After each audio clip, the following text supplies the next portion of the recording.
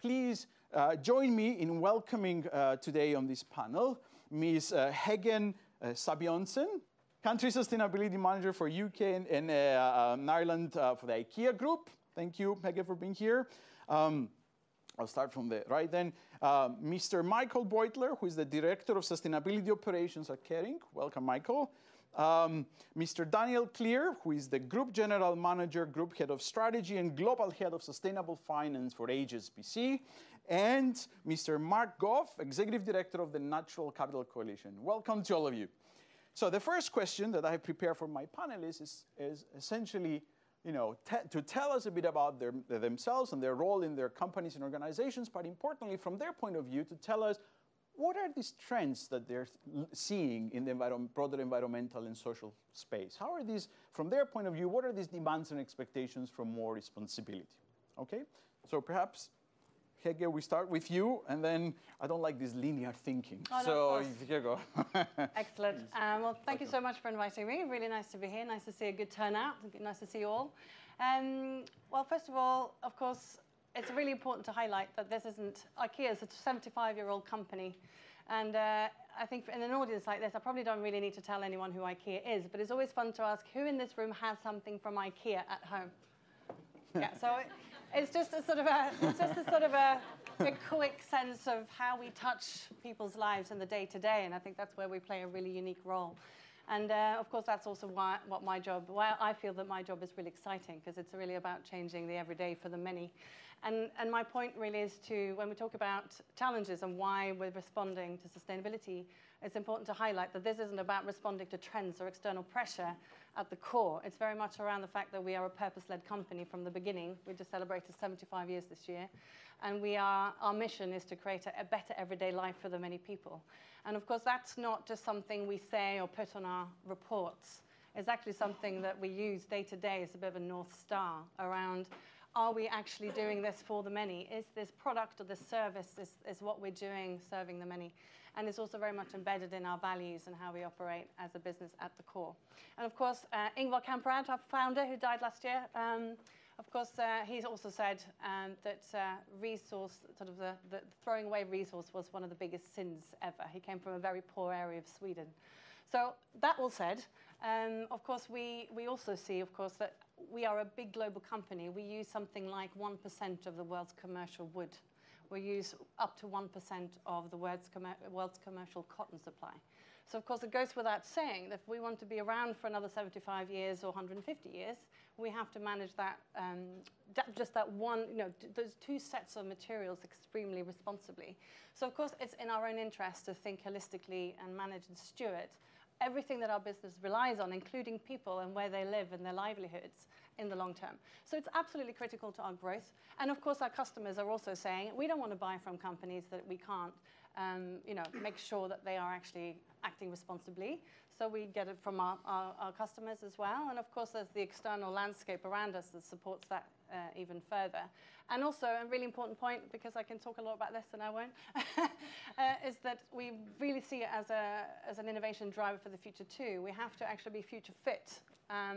We're not here to argue whether climate change or not is happening. It is, and we believe it, and we believe it's man-made. So of course, for us to be around and have a product and a business that will survive in the future is absolutely critical for how we do that. Great, thank you, Hege. Clearly, a lot of issues to discuss, right? Ranging from values to purpose to innovation and so on. I'm particularly interested, and I'll come back to you on the values because, guys, if you're reading the news these days, so a lot of companies say, oh, we have values, let's all dance kumbaya and save the world. It doesn't usually, it's not typically believable that way. And we don't do that at IKEA, by the way. We don't. Of course not. That's why I would be interested in understanding this whole idea of mobilizing an entire organization towards values. And we'll get to the innovation in a second. And well, speaking about innovation, by the way, I forgot to mention we have two wonderful hashtags here. We're very digital at LBS. We do follow and we are on Twitter and social media. So please do tweet, and everything we say is public here. So by all means, feel free to talk about this event online. I'm not sure we're going to get it trending in the UK, but let's try. Okay?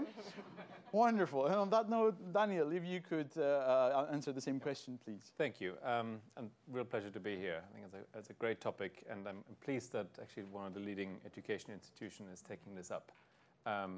We'll come back to education, which I think is very important.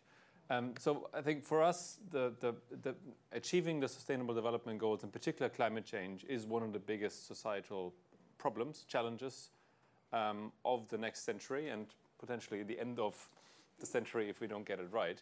And we know that we need about 100 trillion of investments to achieve climate change in particular, but also the broader SDG agenda. Hence, we know that the financial services sector has a very important role to play in this, because we need to mobilize this money. So we think about 100 trillion between now and 2030. That's about 6 to 8 trillion per annum. And at the moment, we're investing about $500 billion into climate change related and SDG related activities. So $500 billion versus 6 to 8.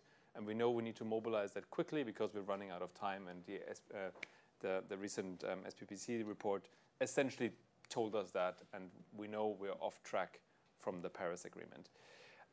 So for us, we look at climate change and the broader sustainability agenda as probably one of the biggest business opportunities. I think it's important that we see this as an opportunity because that's what mobilizes people.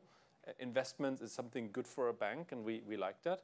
We also look at this as one of the biggest risks. We know that if we don't get climate change right, we will have assets on our balance sheet that will suffer. Some of you will have seen that the Bank of England has published a consultation paper last week, which essentially calls for banks to embed climate risk in the way they run credit risk. We have started this year, and it's very eye-opening. There are many assets on our balance sheet that may not perform well under a transition to a low-carbon economy. But we also look at this topic as a right to come back into society. We all know that banks, even a decade after the financial crisis, are still not seen as a part of society. And I think for us it's very important that we play our purpose and our role and do something that is important for the next generations and the next decades to come. Mm-hmm. So we can talk a little bit more about this, but we essentially created my role a year ago as head of sustainable finance, realizing that this isn't a topic that you can achieve by giving it to someone in the organization. This has to be led by the CEO, has to be led top down, because it really applies everywhere. It's every client segment, it's every geography, it's every product. It's a green bond that we facilitate in China, down to a wind farm that we finance in Mexico, or a green retail investment product in Saudi Arabia. And it's really the full spectrum, and that's why we created essentially a global role, made a commitment of 100 billion financing to move this agenda forward. And yeah, we'll talk more about it as we go. Yeah. So great, because I'm very interested in what you said, kind of the social license to operate and re-entering the conversation through these commitments, perhaps. And one thing that, because Hege's talked about values before, I'm interested in, from your perspective, right, how can you enable or in some ways legitimize what companies themselves are doing as external sources of financing or as external sources of capital in that case? In other words, what's the interface between you and the businesses, right? Because some including HSBC, if I'm not mistaken, you take strong stance out there, right? They're saying, well, I'm not going to give any financing to new coal plants, for instance, and so on, or coal-fired plants and so on. So I want to understand what is that kind of the degree of how you as a finance or sustainable finance legitimize perhaps and enable some of these initiatives at the company level. I mean, right? I think in our view, if we are a good bank, we essentially finance the economy of the future, right? Our balance sheet should look like the economy in 20 years from now and not like the economy 10 or 20 years ago, which I think is generally the view of finance, right? Finance likes to look at risk in the rear mirror, look at balance sheets, look at P&Ls, and have a look at sort of how solid we think a company is. But to make this happen, we need to look at how will the transportation sector perform in a transition to electric vehicles? How will the utility sector perform as we move into renewables? Mm-hmm. How will steel look like in a few years from now? And I think we all understand that there's a great topic around solar and wind, but the real interesting bit is now to go into the harder sectors. I think the statistic that explains everything is that the 100 largest companies in the world are responsible for 70% of global greenhouse gas emissions. So we need to move these large sectors. The steel sector globally is responsible for 8% of greenhouse gas emissions, and it's a handful of names. Right. So our job is to work with these companies, provide financial tools to nudge them along the way. Yeah. And the good thing is that the large investors in the world, the big pension funds, the big sovereign wealth funds, and increasingly retail investors actually are asking for these products. And that's our role, is to bring investor appetite and need for investment together. Right. And you pointed out an interesting issue was, again, I often tell our students here, is not that as an executive you start from neutral and say, oh, what can I do on the ESG space? You're starting with the perception that you're part of the problem, right? As you try to transition into part of the solution, which can make for quite an upward climb if you try to implement these commitments in your organization. So, Mark, same question about you, but also tell us a bit more about the Natural Capital Coalition and how it functions vis-a-vis these broader environmental challenges, and what the role of the Natural Capital Coalition is. So, for me, I think it's a sustainability movement. I've spent the last 20-odd years in business in Global 500 companies, helping them with strategies, trying to do that internal drivers to get organizations to understand how this fits. The thing for me is I think it's going through a transition now, which is very obvious, almost from those younger years of running around like a kid, thinking you got the right idea, knowing what you got to do, and then realizing it was completely the wrong thing to do, to actually into some teenage years where there's a little bit of grumpiness going on. Yeah. There's a little bit of maybe holding back, but there's also a lot of momentum and energy and enthusiasm and ideas around the whole sustainability movement. And the natural capital piece of this, there's been an awful lot that's gone on over the last 20, 25 years, different movements, different approaches. The reason why I left a good corporate job to go and work for an NGO with no money, no job prospects, no, that sort of thing, is because there's actually the idea of thinking about this as a capital, but it's about the idea of thinking about a dependency, actually. We're dependent upon these relationships we have with other people, with nature, etc. And when you think about it as that dependency, it becomes core. So the capital's idea is a metaphor. We're not talking about fungibility. We're not talking about taking something and then selling it to something else. We're talking about the idea of a relationship, a resource, and what is the return that comes from that. We take the returns from financials, but we don't take the returns from social engagement, from nature. How do we get that into the decision making? And the number one thing I think for this, which is why the movement here, which is growing massively around natural capital, is the idea that we're making ill-informed decisions at the moment. That's coming across all the time because we're not valuing the things that are important. The system is broken. It's not making sense. And then within so many organizations around the world, there's people now that are challenged with that. So when we started looking at piloting companies, we thought we might get 12 that would do this. We had 500 come to us without us even going to them because there was people in those organizations that knew that there was something that needed to change. So there is an awful lot of momentum. 95% of the world's countries now are doing something around natural capital. 80 countries actually have statements about doing something at a national level.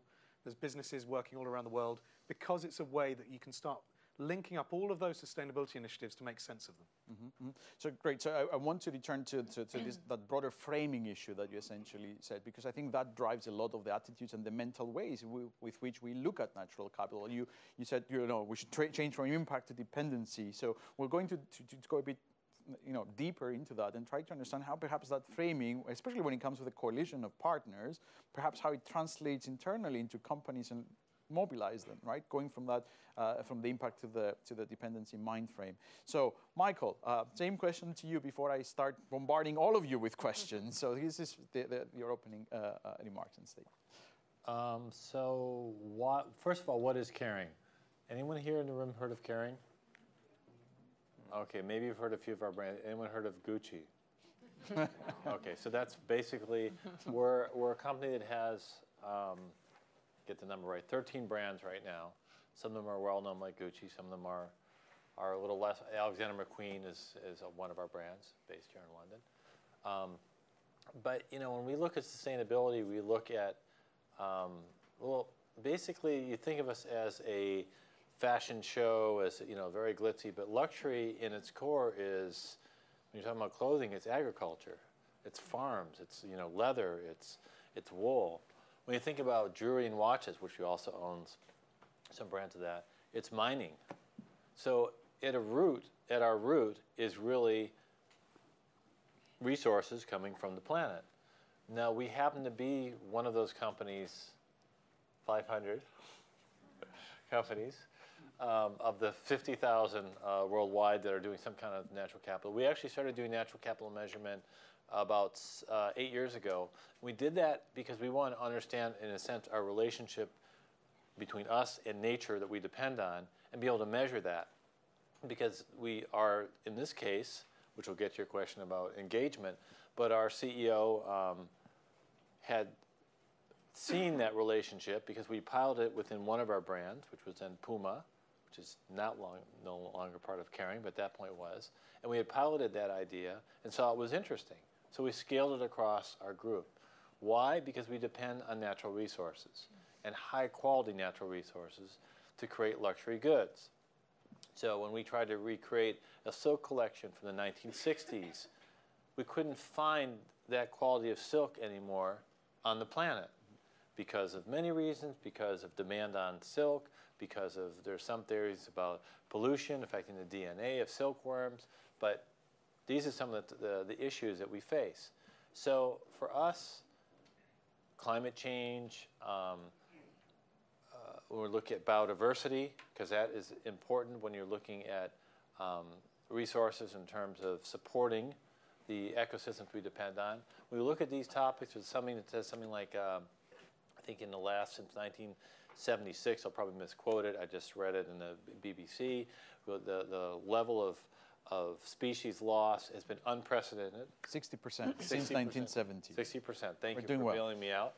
And We're winning. We're winning. We're winning. We're beating nature. yeah, Yeah, beating nature. exactly. Don't use that But word this- with me. That's going to be core to our business. It's actually going to be core to our lives. Yeah. So these topics, whether it's industrial agriculture and the impact in terms of the inefficiencies that creates, whether it's climate change from inefficient agricultural systems, and it can even be from even new technologies that sometimes aren't as good as the old ways of doing things. These are all things we try to capture and measure as part of our, I'll say, how we manage our business. Right. So we measure our footprint in using natural capital to gain, I guess, an understanding and to try to do things in a way that we believe will affect the rest of our industry.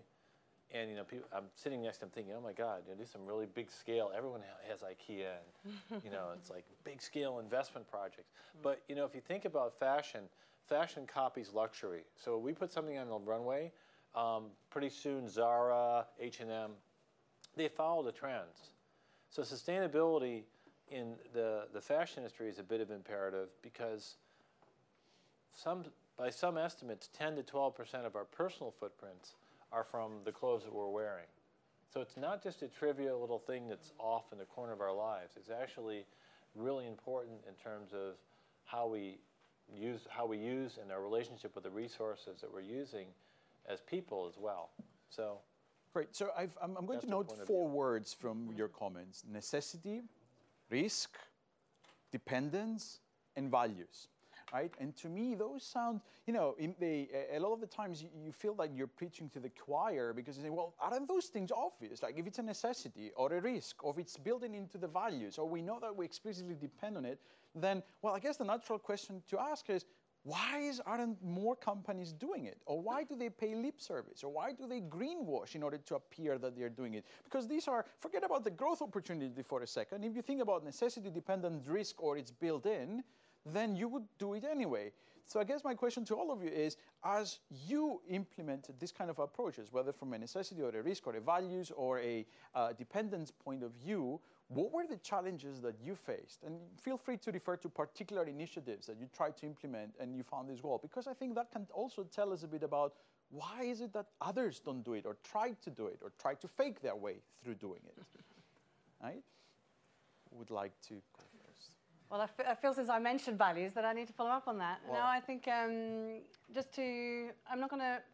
it's not so much about how we implemented them initially, because obviously they've been part of the business for a really long time, but I can use a recent example of where it's showing up as challenge to move the organization, even in an organization like IKEA that has, on the surface of things, ticking all the boxes and doing all the right things. Because at the moment, this year we launched our new version of our People and Planet Positive strategy, which is our sustainability framework. And a couple examples of our very ambitious goals is to become 100% circular business. It makes me both very excited and quite nervous to even think about what that's going to mean for us. And of course, laddering up to that means that by 2025, we're going to only use recycled and renewable materials in all our products. And it will mean that we will be taking back potentially all the products that we produce. So if you just think about that for a second, that means a complete redesign of our supply chain. It means a complete redesign of our operations and our logistics. It means a complete redesign of how we measure value. If you think about it, we're still very much structured as a linear retailer because that, we still have P&Ls, profit and loss. We still have profit, and look at that. Of course, we have other measures too. But just to shift this mindset around that the end, if you like, the end of the first line of life of a product, it's just the beginning of second, third, fourth life, and that there is value attached and multiple income streams at those junctures. That takes a complete mobilization of the entire business. So when I mention that as an example, it's because that's a challenge we are working on right now, every day. And of course, it means that we need to have a very robust senior strategy, global level strategy in place. So we have to have that linked in. We have to then mobilize from the top down and the ground up and really look at how do we invest in innovation, pockets of innovation, so we can test different capabilities across that system, if you like. So a question, just to follow up, to make it a bit more micro in terms of how do we implement it. So are you talking about, for example, is this part of your recruitment? Is this part of your incentives? Is this part of your internal sort of recognition and part of how you give awards to employees? Or how do you do your internal communications? In other words, who drives that strategy, right? Yes. Who drives that strategy, especially when it comes to mobilizing the employees in particular towards that direction, right? Because it's easy to, and now I'm talking about you, a lot of companies claim to do this, but when you ask them, show me how, right? You cannot tell me you're out there to save the world and then you incentivize everyone on quarterly sales, right? That's not how you're going to say, So what can you tell us a bit, and especially I'm interested in those measures that you found resistance to, right? Or you felt that for your industry, you're sort of sticking your head out with a risk in terms of doing that. Well, just to take it right back to basics then, I think we actually have an evaluation framework for all recruitment that's based on values. So, and this is quite unusual, I think, for most companies, is that sometimes there is a preference for value match over, say, academic background. Because actually what we see in the long term is that when there is a belief in the core mission and a value alignment, that person will go the extra mile, they will be committed to the company and the core purpose of what we try to achieve. And there is a reason, so I've only been with IKEA for 3.5 years, and that's in IKEA years, that's like infancy. And when I started, constantly met people who'd been with the company 14 years, 15 years, 20 years, 25 years. So there is something about how they're kept alive. So yes, it starts with recruitment, and of course, how it's incentivized. Broadly embedded. Yeah, right? no, of course, it comes across right from linking to a certain extent to bonus. So, there's nothing that moves action as much as linking it to bonus. So if actually, working on your waste goals, not just for the cost-saving aspect, but from the environmental perspective through to working with factories in China on social impact, if that's linked to your incentives financially, but also for broader incentives, of course you move those actions. So it's linked right from strategy through to goals, right down to recruitment. Right. And that gives you a sort of a... Right. Does that resonate with any of you guys, or Mark, any work? Because you mentioned that you weren't on this kind of change of mind frames for companies, and you have worked with many of them and trying to change them. Can you tell us any examples? I'm particularly interested in either near failures or almost failures or impossible to change, because perhaps there's something to learn from those, right? But also more broadly about the initiatives that you've been engaged with. So I think that there is an awful lot of companies that are trying to do something. And everyone has their own little program. One of the biggest things that people come back to us is that I get it. How do I convince the other people in my company to get it? And that's a challenge that always comes back at some point. Yeah. I think that so you've got the champions there. What's really happened with a lot of the companies that have tried 3 or 4 times to do some work around the capital as idea, this metaphor that we're using, is that they've then realized that we're talking about shared assets, we're talking about shared costs and shared benefits. And companies are set up in a very predominantly ownership model where they have control of all the information. They go down their supply chains and they collect all that information. It goes into their proprietary system. They're not used to working across a shared basis, really. So although you were talking earlier on, the business model is great, it's a very closed system. And actually, everything, one thing nature teaches us, is everything's connected. You can't take one species out and still have the same ecosystem. Everything changes. So most of the companies that are starting to get this, Olam is a great one, big company from Singapore, is really looking to change the way it is thinking about its social value, its natural value, etc. They've done 8 pilots with us now, and they've come back and said, what we really need to do is understand what the other people are doing in the watershed. There's no good us making these changes. It's about government policy, it's about financial incentives, it's about making sure the money's flowing to it, it's about the NGOs supporting it, it's about the academic support and understanding of what we've got to do. It's all of those places. The systems change piece is key. There are plenty of companies, and we find this a lot, that I'd say about 80% of the companies that pick up the work that we're doing never finish it. This is a success. You have to ask for failures, but this is a success. Because what happens is they pick it up, they start going through it, and then they realize they don't actually understand their business model. They go around the business, they don't know what they do. And actually this challenges, do they understand it? Or they ask the people in the business and they get 5,000 different answers. They don't know who their suppliers are. They thought they had a list of them. They have their risk register. They don't really understand why it's like that. They don't value it properly. Most of the companies that we work with go through the process, identify a problem and make improvements to their business, which are all very valuable, but they don't get through to the point about changing the decisions yet, because we're still at that stage about really understanding what they're doing. Right. So you sparked one more question. I'll give the floor to Daniel in 1 second if I could pose this bigger question as well, because I hear you saying that, well, there's at least 2 sources of change. One of them is people adapting their behaviors or companies adapting their behaviors and so on after they figure out what they're doing, which is a big one, actually. But the second one is replacement, right? And that can happen either at the level of the industry, so new companies are just going to come in and get this, right? And they're not going to have the weights of the past delaying them in understanding the impact of the environment and so on. And then the other one, of course, is the adaptation part. So in that sense, and again, a bigger question for all of you, do you feel that this might be a generational issue in terms of who is the pocket of resistance in organizations? Do you see any difference between the millennia? Because a lot is talked about them, but I want to know from your experience, the people that you're hiring now or the people that you have worked with in terms of the other companies, is that change of attitude? Well, you should tell us what you were saying earlier on in the green room about the students here. I asked the questions. No. I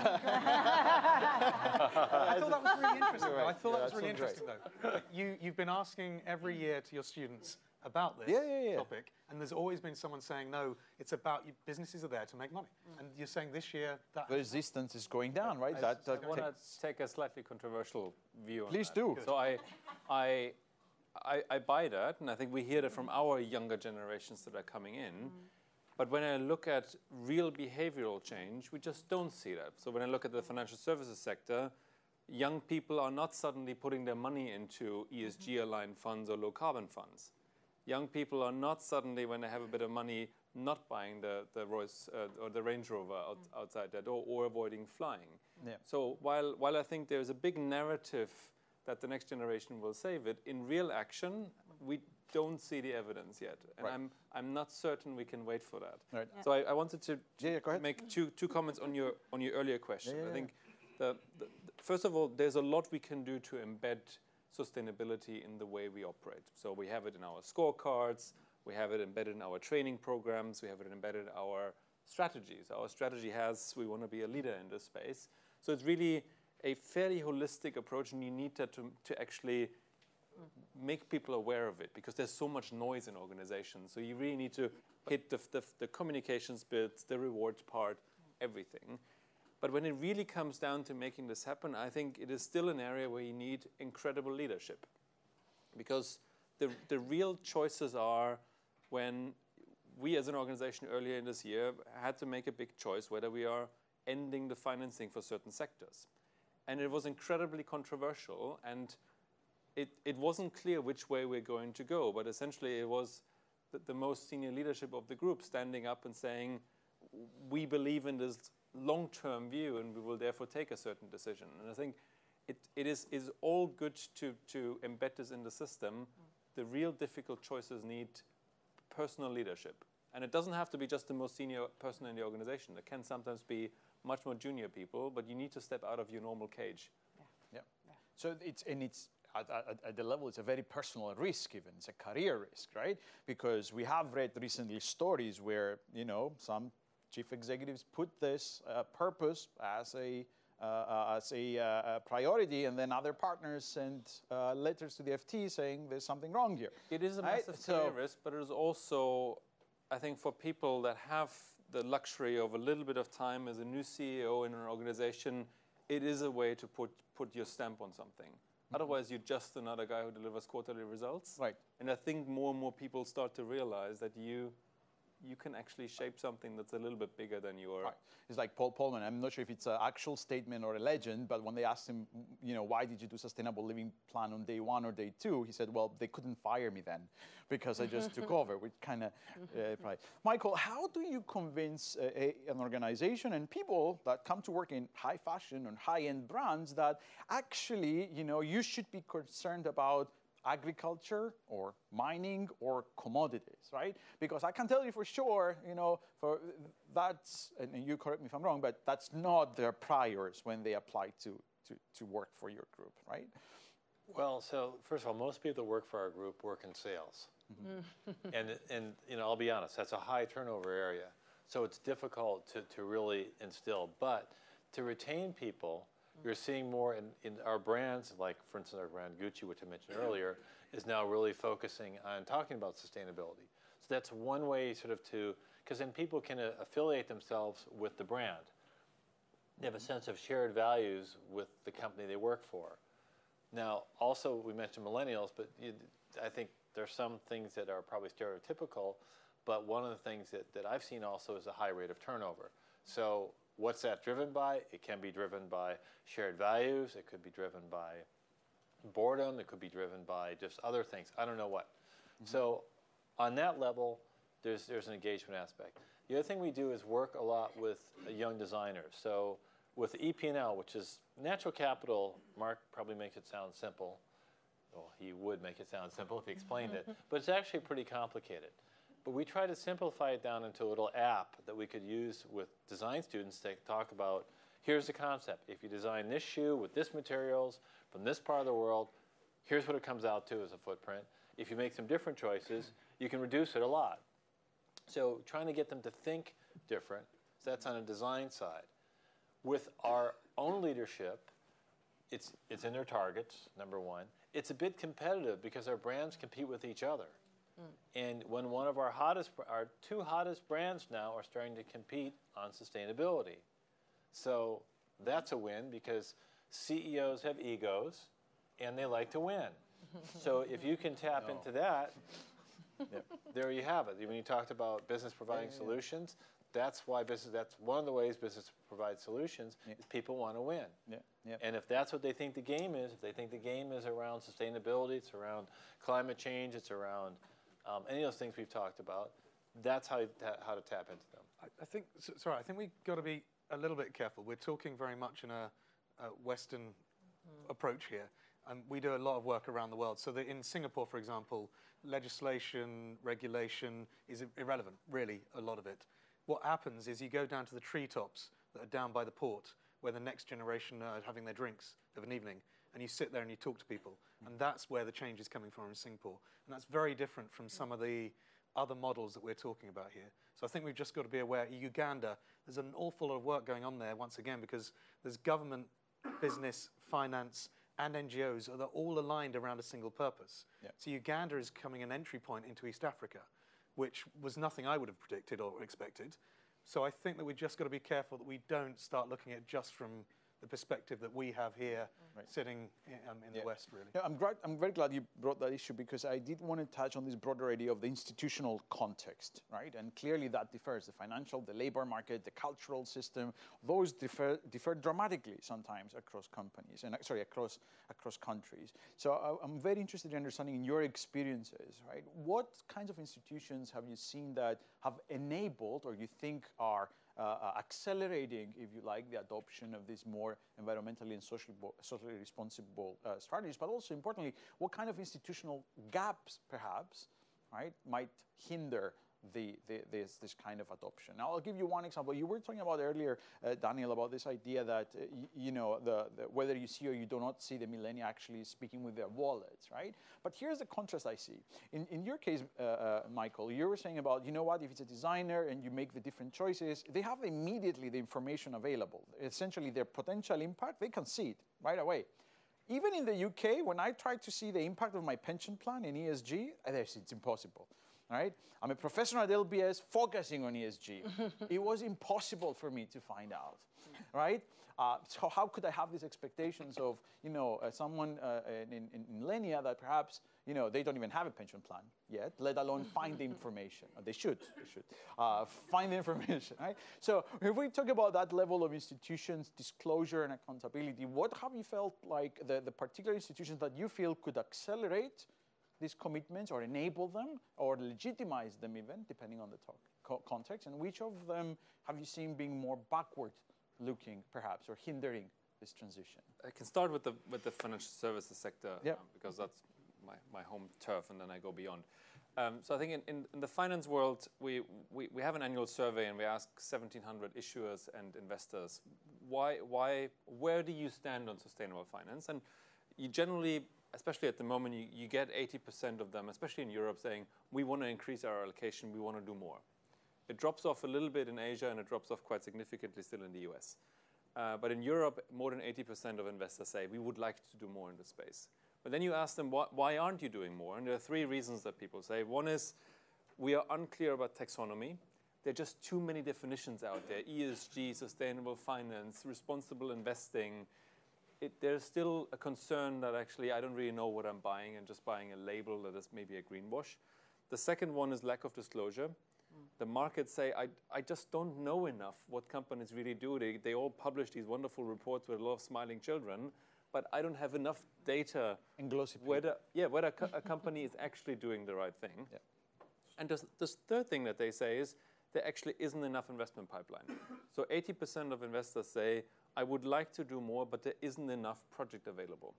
And I think that brings me to the slightly broader picture. The places where we've seen real significant development are places where still governments actually have taken very significant action. I'm German. Energiewende was driven by the German government and essentially made renewables internationally competitive. I was in Mumbai last week for 2 days.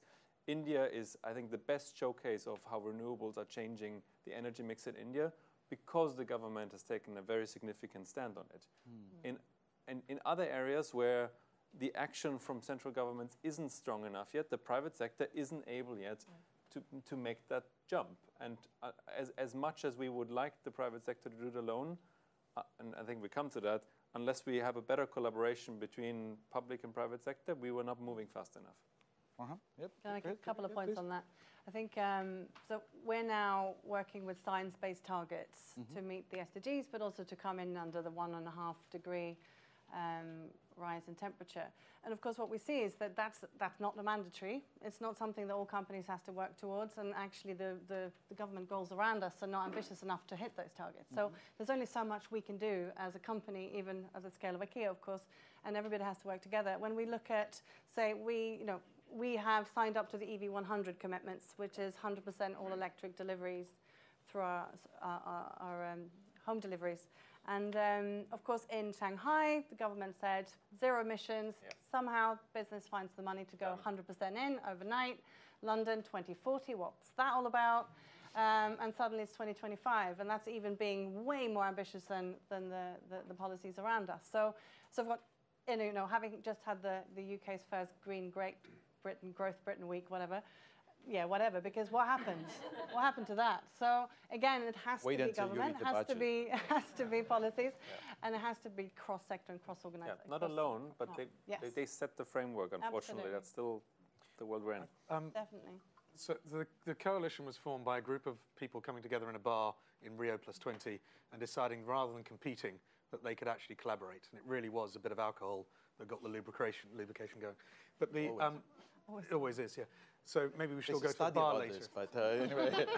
But with that, there are governments. So there's 7 worlds, as we call it. And if any of you know Game of Thrones, there's a perfect reason why we called it that. But the first one is the NGOs have been telling us why we do it. Then there's the academia and science that's been doing a lot of the work about how we do it. Business is the engine for change. Finance, the oil that keeps that running. The standard setters, which we need to take this into regulation and things like that. We've got the associations that make sense of this and get it to scale. And then the governments.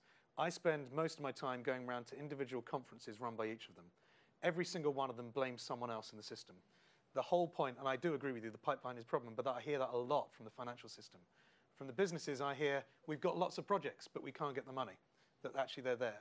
From the governments, there's often a push to them to say, just regulate. And then there's an awful lot of lobbyists out there saying, don't regulate. So there's a lot of mixed messages. The solution here is actually that every single one of these plays a part in it, but we're not spending enough time taking a step back and seeing how they connect. The biggest part of this is no single part of the system. It's the gaps between the system and actually how they flow, how they connect. If we could get that bit right, I think we would overcome a lot of these problems that we've got. It sounds to me that you're kind of referring, if I'm reading this, what you describe as a gap, there must be some lack of trust across these institutional players, right? Because, for example, I was moderating once a workshop across in a particular industry, and it was remarkable because they all had the intention of doing something good about sustainability. They realized they had to put their efforts together because, the scale required would only make sense if they could come together, right? But it was such fundamental distrust to say that, because there's a free riding problem. Is if 4 out of the 5 commit, suddenly you benefit, right, without having to incur the cost. So have you run into this? And that can happen between industry players, that can happen between companies and NGOs, that can happen between companies and the government, and NGOs and the government, and so on. So have you experienced this lack of trust, and any particular good or bad ways of how you deal with it? Could I, one of the things that we did when we set up the advisory panel for what we're doing, most organizations would do that on an organizational level. So when someone leaves, someone else from that organization comes in. We purposely did it on a personal level. Because actually it's about creating a community that trusts each other. So we do spend a lot of time going out bowling or going out to a field or doing something together. And it's that group of people that make it, not the organization. When you fall into the organizational bit, you start making decisions about what you think other people think you should do, rather than doing it on a personal level. Right. In the end, everyone in all these businesses are people. They've all got drivers. We often hear the thing, oh, I did it because my young daughter is coming up. And that's a thing we hear in sustainability a lot. I think it is about those personal relationships. And most of the time, people do want to trust each other. People do want to find solutions to this.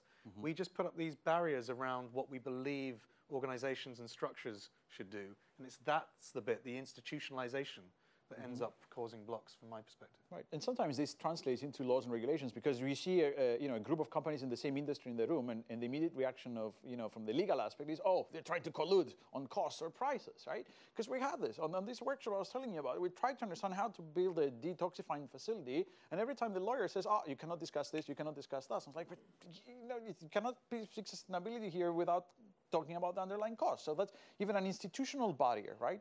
Not that we're supporting collusion, but clearly there's a difference between scaling up a sustainability solution versus colluding, and sensible lawyers should be able to see that. But I think I agree. I think the private sector and individuals can do a lot, but I think we all have to accept that there's always a bias to preserve the status quo. Because we know the status quo, and people are very uncomfortable to completely disrupt it. Again, I'm German. The German car industry didn't care about the electric vehicle when sort of the Netherlands said we're going to go electric and Sweden said we're going electric. The German car industry woke up when China announced that they're now going electric. And suddenly, the entire German car industry panicked and said, okay, we now have to invest billions. And I think we need these ambitious disruption. It doesn't have to be just government, but we need ambitious, forward-looking disruptions. And I think I completely echo your observation. I was in San Francisco at the Climate Action Summit, and there was a panel around transportation. and it was a port operator, a shipping operator, an airline, all Western, and then somebody from China running a large electric vehicle company. And everybody was sort of saying, oh, it's all really difficult and we can't achieve it, and maybe 2030, 2035. And then a very small lady from China stood up and said, well, by the end of this year, Shenzhen will be completely electric on taxis. Next year on minivans, and by the end of 2020, we will not have a single internal combustion engine in the city anymore. We need these step changes now, so I think, to create the energy. Any other comments on this issue? Because I have one more question before I turn to the audience. Hege, I just want to make a point, and I think it's interesting as a private company. Of course, we have we're in a unique position that we own most of our supply chain, which is probably unique for most companies, and we have financial resources internally to invest long term. So we're our own internal investment fund, if you like, and that's unique, and actually puts us in a position to take the real long term and to have life cycle costings to our future plans, and to really have patient capital as a way to invest in our own long term point of view. And I think there must be a point to be said around the kind of short term shareholder return on investment approach versus the ability and opportunity to think long term and for the bigger and the longer and for the many. And I don't know what the answer to that is. I just think it's an important point to make, because it really works for us as a company, but we're in a unique position to be able to do that. Because of the private aspect, right? Because I think you are opening a very, very big issue now, of course, which is the yes. How much time do you guys know? So the whole idea of this investment community is long-term horizons. The idea, the investment horizons versus long-term versus short-term. So maybe I'll ask if Daniel or Michael have any comments on this idea of what is the role of these external investors and the pressures that they're paying. Because for you, oftentimes from an investor point of view, and what's the role of the investors in kind of enabling companies to transition, if you like, should they be trying to transition? And then I'll open it up to the audience for questions. Do you want me to start, or? Well, I can say one comment. I mean, I can speak in terms of capital markets, because we speak to so we're a public company, but we have one investor that owns 42%. Who happens to be our chairman and CEO, too. So we have a little bit of a mix in it. But we still have to talk to the other 58%. And it's interesting, because I would have said up to this year that they don't really, because we're a very fast-growing stock. We had a very good performance last year. If you told me going to fashion brand, it'd be like tech. It was like tech. So there, of course, all the investors were very much enamored with that. But this year, if we had questions actually from the fund manager having to do with leather production, a fund manager who happened to be a fund that has about 5% of our institutional, that has about 5% of our holdings. And I thought that was interesting. That was the first time a fund manager was actually asking questions about real specific things about treatment of animals and slaughterhouses, and because this is part of our business. And to me, it was an awakening that this is now becoming, some of these topics are now going into mainstream, because usually you have your little SRI analyst who asks the questions, but the fund manager doesn't really care what the SRI analyst thinks. If your stock's performing well, it's a buy. If it's not, it's a hold. If it's not, then then it isn't. But it was interesting to me that now a portfolio manager was actually starting to ask those questions, and was had a book this thick from from a ratings agency called Sustainalytics, and was looking through it and asking us questions on it. So to me, the level of sophistication took a huge, like a quantum leap forward, and the interest in, I'll say, the real part of the investment community has shifted a bit. Now, does that mean our performance now will be judged by that?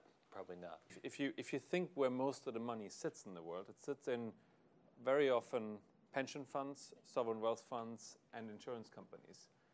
And if you really think about their investment mandate, they normally invest for generations that will go into retirement in 20, 30, 40 years. And I think there is now an increasing awareness with these investors that they should actually support a world that is actually a world people can still retire into. So I think that the large institutional investors actually across the world, emerging markets and developed markets, I think have moved significantly. And that led, I think, to the entire ESG movement to become a lot more mainstream. So I think 3 to 5 years ago, when we had investor meetings, to your point, there was a a normal investor meeting or a normal meeting with a rating agency, and then half an hour later you had the meeting with the SRI investors. This is now becoming one. All of the rating agencies have realized that they're late on this, and they are buying now the Sustainalytics of the world to integrate it into our offering. And I think that integration of ESG, so environmental, social, governance element into the investment process, I think will make a big difference. Great. So thank you for your comments. I want to add one thing on this idea, because I've heard both of you talking about ESG becoming mainstream. Because I do think that framing matters, right? I always found it quite remarkable if we talk in the investment space, when we talk about, waking up to the fact that business has an environmental and social context, and we define the mainstreams as those that have ignored it. And then we say, oh, is the ESG that's becoming main? Why? Okay, the reverse. It's the ESG that realized the context, and then these guys are waking up to come to what's reality is mainstream, as opposed to the market's mainstream. But a personal note. Okay, now, I would like to open it to the audience. A couple of things. I want to take many questions, but not too many statements. So keep your questions short, to the point, and when you're given the microphone, please tell us who you are, briefly, your name that is, the name, your company, the question, and to whom is the question addressed. If it's the entire panel, that's also fine. If it's to a particular panelist, that's also fine as well. Okay? Let's start with the lady on the right over there. Hi, my name is Juliette Valdinger. I'm a philanthropy consultant and also doing some work with Project X. My question is really to all of you. A fascinating conversation. I won't rattle on about how much I love you all, but brilliant to hear your thoughts and visions. I've been perhaps living in la-la land I've been dreaming about the idea of, in 20 years' time, I want a company, if it has to register to be a company, it has to be a B Corp. Do you think that is not realistic? Do you think it's possible? Would IKEA be a B Corp? I don't know how HSBC would be a B Corp ever, or Kering, FTSE, but that's the question. Great, thank you. I'll take a couple before we answer, so we can get a couple of more. Yes? Thank you. I'm Donato Calace from Datamoran. So it seems from your interventions that the investor community is one of the most powerful stakeholders to trigger change. My question is, to what extent do you believe they actually have an understanding of the material issues that apply to your business models, instead of just taking, these thick reports from the ESG rating agencies and just asking questions randomly about issues that are not material for you? Thank you. Great. Thank you. And one more question right over there on the last row. Hi, good evening. My name is Wojtek Buczynski. I'm a LBS graduate and I work for Fidelity, but I'm here on my own behalf, not Fidelity's. So my question is mainly to Daniel and 58% of Michael. Like true LBS quant graduate. Thank you. So I think actually Hege gave me a great segue to this question, because private companies, the large private companies, can persevere and execute their vision longer term. However, you guys are under pressure of quarterly or annual earnings, and we've enjoyed a couple of years of fairly good markets. So there's confidence, there's ample capital around, but the first sign of recession, which some say is on the horizon, and all those initiatives that are about benevolence, charity, sharing, environment, they're the first ones to go. So what kind of reassurance can you give me, particularly Daniel from financial services, is that the second jobs are at stake or bonuses are at stake, is that ESG won't be like, oh, forget it, we're in the business of making money? Great. So B Corp, materiality, business cycle, essentially, right? The floor is yours. Should I take the last one? I think... Sounded a bit direct. So first of all, I think an excellent question, because if we're all honest with one another, more than 10 years ago, there was already a big sustainability movement, and it died with the financial crisis. So I think an absolute right movement. Is just something that we do because we can afford it at the moment. I would argue that we're probably a point beyond, because we start to see it in commercial realities. 10 years ago, renewables were a subsidy business. 10 years ago, the electric vehicle was a dream. 10 years ago, it was unthinkable that the bus that drives by my house is actually a Chinese electric bus. It was unthinkable that most property developers are actually now opting for green buildings, because they know that actually in the longer term, it has a better rental value and actually property value. So I think the economics are actually overtaking the pure belief. And if I look at where sustainability sat 10 years ago in HSBC, it was a function very far away from the core of the bank that did donations. We now have sustainability embedded in every business and in every geography, and is part of our strategy. So I think just organizationally, and I think it's true for many organizations that we work with, it moved from the get out of jail card that is sort of really nice to have, which it still is in many emerging markets, to now actually something quite fundamental and part of what we do. So I'm more optimistic, but I share the concern. If I could use academic privilege for both of you for a moment, by the way, because that's a question that we have studied. What did companies do in times of crisis, especially to the Great Recession? And to be frank with you, despite perceptions that they cut back, if you take the US, what you find is that they did fire people and held back on tangible resources, like investments in buildings and that kind of thing. But on social responsibility and innovation, they maintained. They have, on average, they didn't decrease. Some industries that were hugely hit by liquidity, of course they had to. But on average in the US, they actually maintained. And guess what? The ones that maintained or increased ended up doing better after the crisis, right? Again, for those sleepless nights, I have plenty of academic papers to share. So, going by, and plenty of econometrics in them too. All right, sorry, so the two questions that are still pending, the materiality and the B Corps, and then I will want to take another round of questions. So anyone would like to speak to those? Yes. On the B Corps one, I think looking at Unilever's results last year was really interesting. Was it 5 companies that they've invested in that are B Corps, and that made over 70% of their profit in this last year? That as a trend, seeing, and you were talking about how can companies change. I think there's a changing model in, you were saying about new companies coming through, attacking the old. There's a changing model in how some of the bigger companies are now engaging with takeovers and investments and things like that. And they're investing a lot more in that B Corp movement. I'm very hopeful as well. I have a similar dream to you. I think we've got a long way to go though. And on the issue of materiality that was asked, the idea that how can you be sure that your investors understand the material issues that you see in your industry as opposed to a box-ticking exercise, right?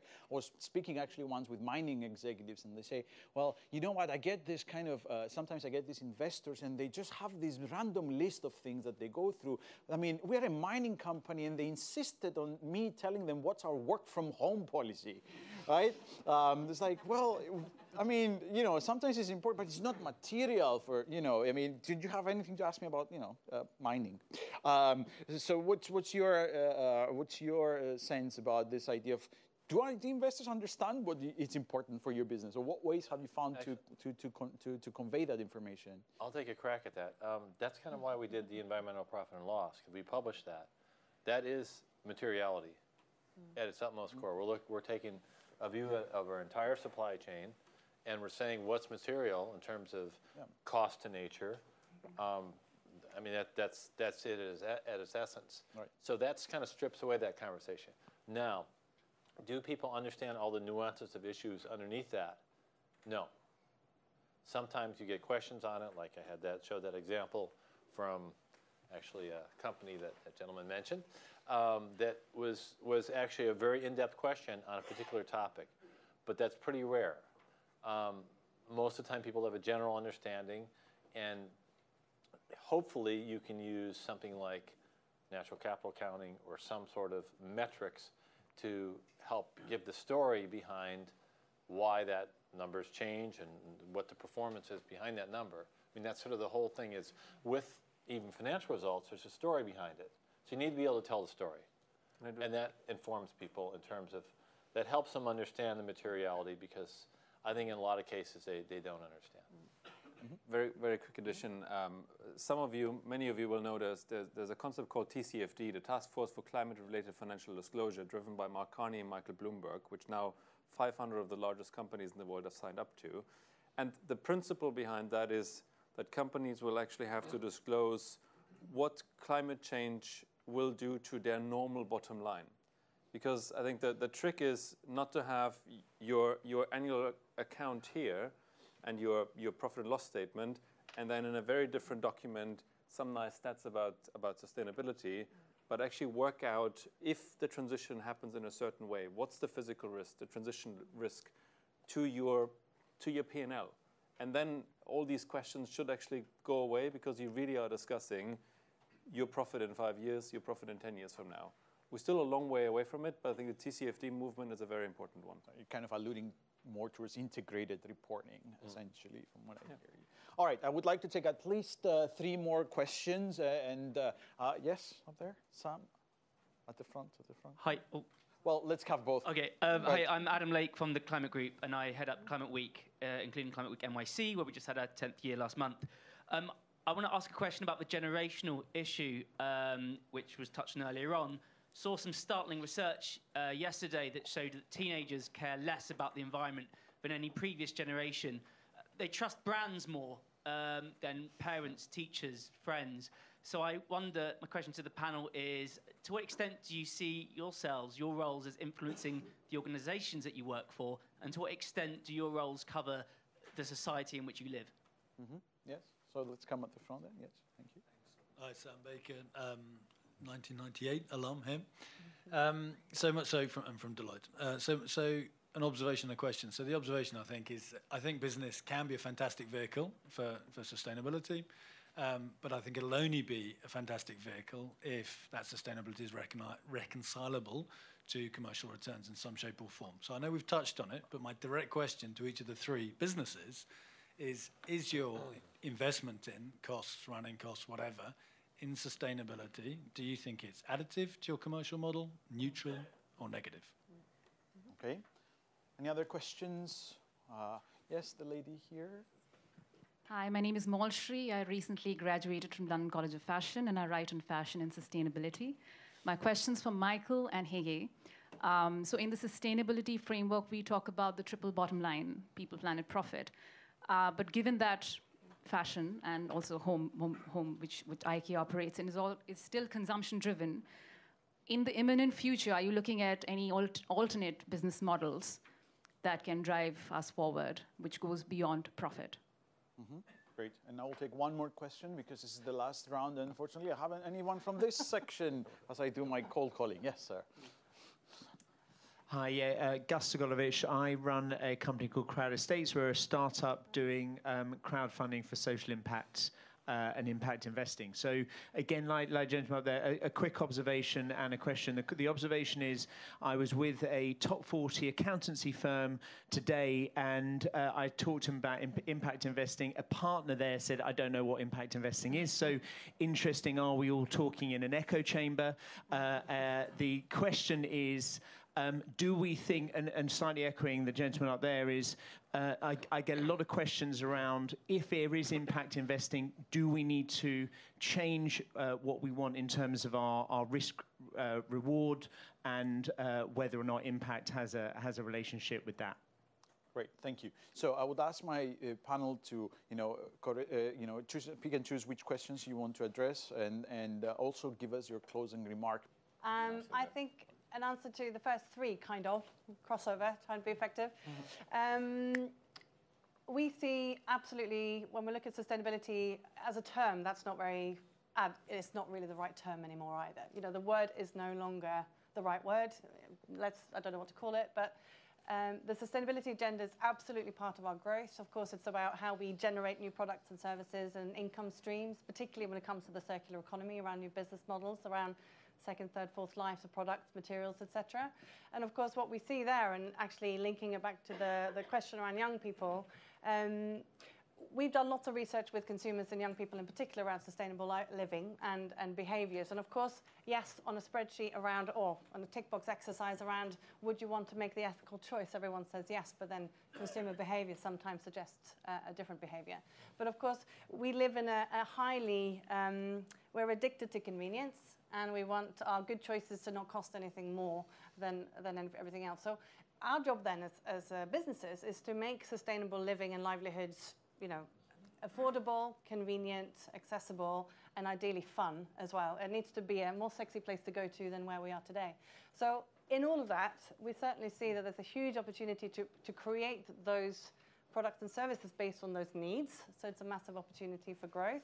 Of course, when we invest in the market-leading home solar panels and battery storage for homes, that's an absolute growth agenda for us. When we invest 1.7 billion euros in renewable energy technologies, it's us producing renewable energy and starting to sell that, which we are now in Poland. So it's not separate, it's absolutely core.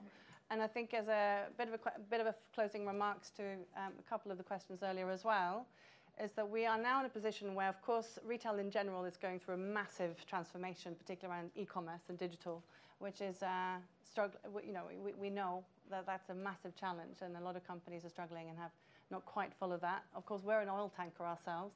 So we're going through this huge transformation as a company and re-engineering the entire structure of how we operate. And that includes layering in to a level of detail of anchoring in sustainability at every possible level in every possible role. So that means that the role of sustainability, and hopefully it's not called that much longer, it's much more about, I would say, a social entrepreneurial mindset around innovation and how you design business development and innovation with an impact mindset. So of course it's really that sort of core of, I wouldn't call it triple bottom line, because actually that's already been retracted by Elkington himself recently. So, it wasn't quite the outcome he intended, but nevertheless, it's more about this sort of integrated, holistic value. Yeah. Great, thanks. I try to take all three. First of all, I completely agree. It has to be an opportunity. It has to be aligned with the business. Otherwise, it will never take off in the same way. It will always be someone's job at the side. When we look at the world until 2050, we see two major drivers of global investment. It's China's Belt and Road Initiative, and it's the transition to a low-carbon economy. Those are our two big global drivers of investment, and we think it's going to be a huge opportunity, and if you get it wrong, a huge risk. The question on customer engagement, absolutely right. I think we all probably go to many conferences, and we are very excited about the people that we meet there, but we always meet the same people. So the group of people that are in this tent is still very small, and so our biggest effort at the moment is educating all of our bankers to have the difficult discussions. Because the difficult discussions are not with the coal industry and are not with the wind and solar industry. It is the bulk in the middle, the steel, the cement, the construction, the transportation sector, shipping. That's what we need to achieve, and it's difficult. Our bankers aren't trained to have these discussions. Our bankers normally negotiate interest rates with treasurers. Suddenly we want them to have a discussion with a CEO and a chairman about the future of the company. It's a huge, huge task, and the same is true on the retail side. So we've now launched low-carbon funds and low-carbon insurance products where the proceeds then go into low-carbon investments, but we need to educate our retail customers in that space. And finally, on the impact investing side, and do we need to change our return profile, I think this works like in every other field. There is a spectrum. There are many, many fields of sustainability where the returns are at market level.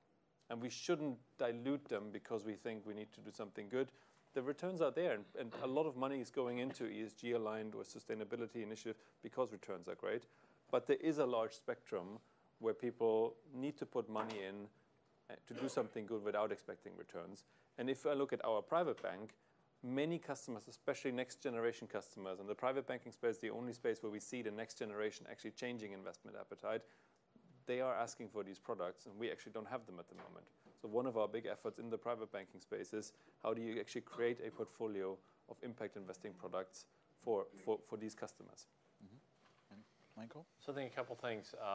One on sort of what is the business case basically for sustainability? That's the question. I think for our business, 7 years ago, it wasn't so clear. There was a big concern about the cost. What's it going to cost to do all these initiatives we were thinking about? Now I think it's an understanding, and I use the scenario of, our business, our sustainability spend, which we publicly announced, was like 10 million. We really do more than that with all our brands, but at a corporate level. But when you think of how much the group has grown, and you think of the kind of issues that we help manage, in some case prevent, if you want to be a little more in a pessimistic point of view, we're an insurance policy. And the business has grown, but the insurance policy actually hasn't. So the value we generate as a policy, in other words, our coverage, has actually increased. That's one way of looking at the business case. And the other way I like to look at it is it helps in a way secure in some ways, and again, using that insurance metaphor in a way, or I would say more it's a derivative in the sense that we're helping lock in some of those revenue streams, or helping lock in some of those cost streams, because if we can create raw materials with, for instance, with regenerative agriculture, which can be at the same cost as conventional industrial agriculture, we can ensure that we're going to have those raw materials in the same kind of availability in 5, 10 years. If we don't do that, the prices are going to go through the roof. So I think the business case is a lot clearer now. It's not clear for every business, and it doesn't always work. I'm giving I'll say a view of it that there are some counterexamples, and there are, in the spectrum, sometimes you have to invest in things, sometimes they don't work out. I mean, there is a risk-taking element to sustainability. Some of the solutions just don't work after a while. Or you discover, I heard an interesting example of leather made from pineapple. That's great, except the environment, the resources that go into that, and the social conditions associated with that, actually it's maybe not so great.